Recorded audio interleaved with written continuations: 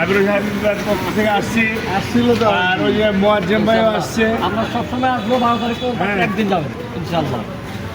ওকে, জি জি ইনশাল্লাহ। আমরা বিএনপির মনোনীত প্রার্থী হাবিবুর রশিদ হাবিবের পক্ষ থেকে আসছি, দেশ নায়ক তারেক রহমানের মনোনীত প্রার্থী।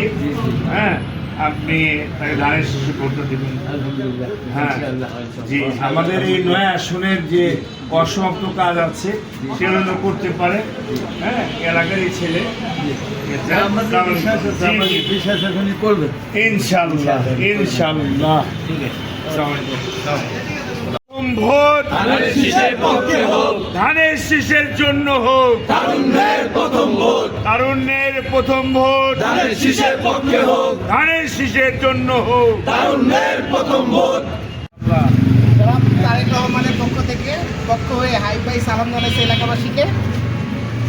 আগামী মাসে 12 তারিখ 12 ফেব্রুয়ারি সারাদিন ধানের শীষে ভোট দিন।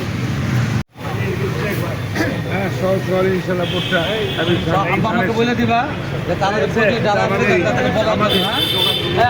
সকাল সকাল